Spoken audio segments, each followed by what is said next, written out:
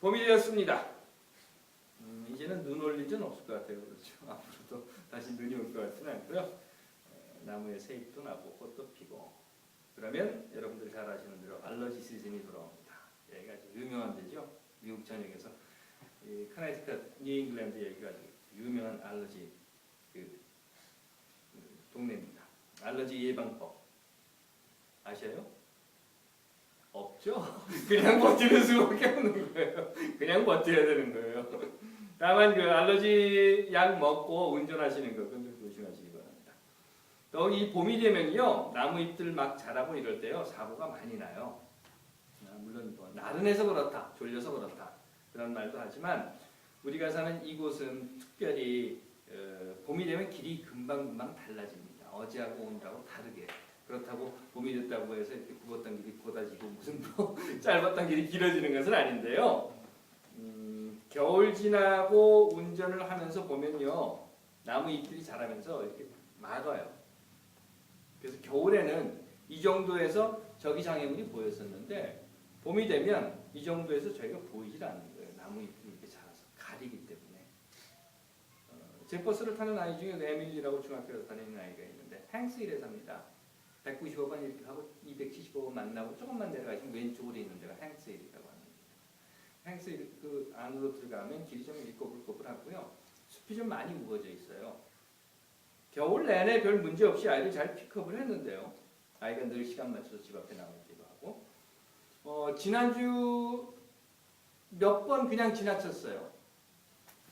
왜냐하면 겨울에는 멀리서 아이가 보여요. 그러니까 저기 있구나 그러고 천천히 가서 아이를 세우는데 얘네 집 바로 앞에 부시가 하나 있는데 부시 잎이 이만큼 자랐습니다. 그러니까 가다 보면 부시 잎에 가면서 아이가 안 보이는 거예요. 거의 지나갈 때쯤 되면 아이가 옆에 서 있어. 끽 세워가지고 태우고 그랬다고요.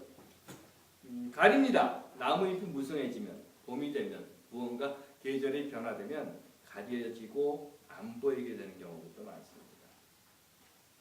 눈으로 보이는 시야뿐만 아니라 삶에서도 그런 경우를 당한다고 생각해요. 때로는 우리가 살아가면서 변화를 겪게 될 그런 시기에 우리의 삶에 다가오는 변화가 우리의 마음을 가리게 되는 그런 일은 있지 않나 생각해 봤습니다. 엑스트라 코우션이라고 하나요? 봄처럼 조심하시기 바랍니다. 기도할게요. 하나님, 우리 눈과 마음이 가려지지 않게 하옵소서. 아멘. 지난주에는 저희 무지함으로 그냥 넘어갔습니다. 그리고 오늘은 다시 한번 시작해 볼까 해요. 내가 누구냐 하는 거죠. 예루살렘에서 유대 사람들이 제사장과 레위 지파 그리고 바리새파 사람들을 세례자 요한에게 보내서 질문한 사건. 그것에 대한 두 번째 얘기. 두 주 전에 제가 말씀드렸던 그 전편 이야기를 뭐 다 기억하고 계시리라고 믿지만 그래도 혹시 몰라서 약간 요약을 해드리고 배경 설명을 해드리자고 하면 이 사건은 요한복음에만 나와 있는 이야기라고 했습니다. 그리고 요한복음이라고 하는 것은요 앞에 나와 있는 세 개의 복음서 마태, 마가, 누가라고 하는 복음서는 전혀 다른 성격이에요. 성격의 복음서고요. 성격만 다른 것이 아니라 저작 시기와 저작 장소 또한 마태, 마가, 누가와는 훨씬 다른 그런 복음서입니다. 마태, 마가, 누가보다는 짧게는 한 20년 정도 후에 길게는 한 30년 이상 후대에 기록된 것이고 기록 장소 역시 마태, 마가, 누가가 그저 단순히 팔레스타인 밖의 지역이라고 하는 것으로 기준을 삼았을 때에 요한복음은 가까이 있는 소아시아 그러니까 팔레스타인 바깥 지역 멀리는 시리아까지도 그 저작 장소로 추측이 가능한 그런 문서입니다. 왜 이 말씀을 드리는가 하면 요한복음서가 쓰여지던 그 당시에는요 예루살렘에서 제사장과 레위 지파 그리고 바리새파 사람을 세례 요한에게 보낼 수 있는 어떤 단체나 집단이 없었다는 거예요. 이 말씀 드렸습니다. 이유는 70년대 유다 전쟁으로 해서 다 없어져 버렸어요. 예루살렘에 어떤 단체가 있어서 어떤 힘의 근원들이 있어서 어떤 종교적인 권위가 있어서 너 세례 요한한테 가 하고 보낼 수 있는 사람들이 없는 상태였어요. 물론 이런 말씀을 드리면 뭐 그렇다 하더라도 이전에 자료나 구전이 있었겠지. 그래서 요한은 그 자료나 구전을 가져다가 참고해서 자기의 복음서에 사용을 했을 거다 라고 생각하시는 분이 있으시겠지만 이것 또한 문제가 된 것이에요. 왜냐하면 앞에서 말씀드린 것처럼 세례 요한에 대한 이야기는요. 마태, 마가, 누가 세 개의 복음서에서 이 이야기는 해요. 나는 물로 세례를 주지만 나는 그분의 신발끈을 묶을 그런 자격도 안 되고 나중에 어느 사람은 물과 성령으로 세례를 줄 것이고 이 이야기는 마태, 마가, 누가 다 이 이야기를 합니다. 하지만 바로 이 부분 제가 여러분들과 지금 계속해서 말씀 나누고 있는 이 사건 내가 누구냐 하는 이 질문의 장면은 마태, 마가, 누가 어느 복음서에서 나타나지 않아요. 오직 요한복음에서만 나타난다는 겁니다. 그렇다면 요한복음은 이 요한복음서를 쓴 사람은 자기가 알지도 못하는 어쩌면 보지도 못했을 테고 그리고 더 분명한 것은 지금 존재하지도 않는 예루살렘의 구원이라든가 또한 제사장의 권력, 레위 지파의 전통, 바리새파 사람들의 율법 이런 것들을 들어서 세례 요한 앞에 들이밀고 있는 겁니다. 제가 이미 말씀드린 이 대화는요. 그렇기 때문에 어떤 특정한 유대인 몇몇 그리고 개별화된 예언자 세례 요한과의 대화가 아니라 개인적인 대화가 아니라 어떤 집단과 그리고 어떤 집단 간의 대화라는 것입니다.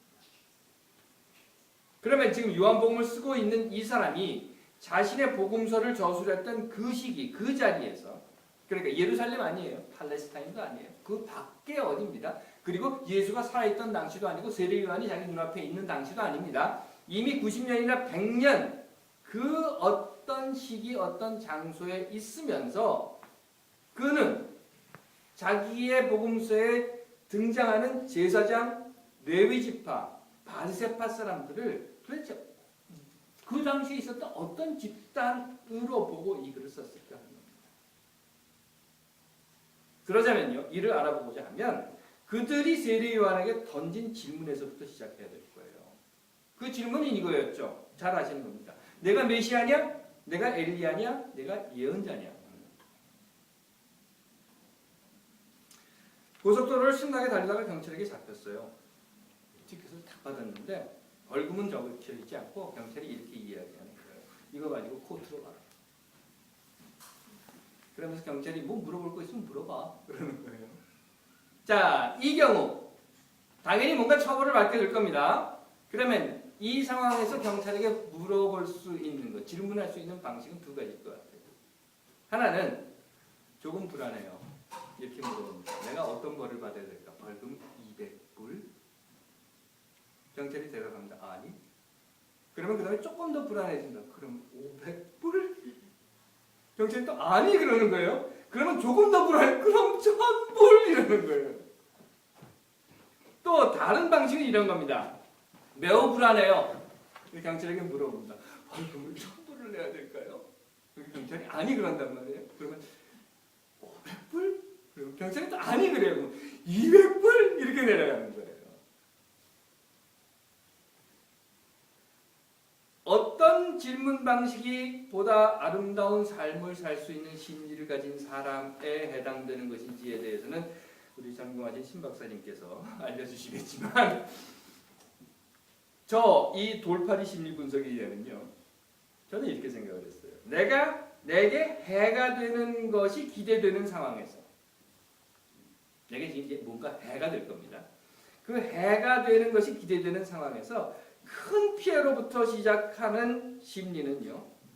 크지 않을 피해에 대한 소망을 가지고 있는 것이라고 생각해요. 그에 반해서 동일하게 내게 해가 되는 무언가를 기대하고 있는 상황에서 작은 피해로부터 시작하는 것은 그 큰 피해에 대한 두려움이 있기 때문이다. 즉 하나는요. 그러니까 큰 피해로부터 점점 작아지는 것은 소망의 비중을 두는 것에 반해서 작은 피해로부터 점점 커지는 것은 두려움, 절망에 더 큰 비중을 두고 있는 것이 아닌가. 이런 생각을 해봤습니다. 물론 해가 기대되는 상황이 아니라 이득이 기대되는 상황이라고 하면 그건 그 반대가 될 거예요. 큰 이득으로부터 시작을 하는 심리는 이득이 크지 않은 것에 대한 소망이 아니라 오히려 두려움이나 절망이 되고 그에 반해서 동일하게 내게 이득이 되는 상황에서 작은 이득부터 시작해서 질문을 한다고 하는 것은 큰 이득에 대한 소망이 있다고 생각됩니다. 그림이 그려지십니까? 잘 보시겠죠? 그래서 제가 이런 거였어요. 요즘 저 늙어나요.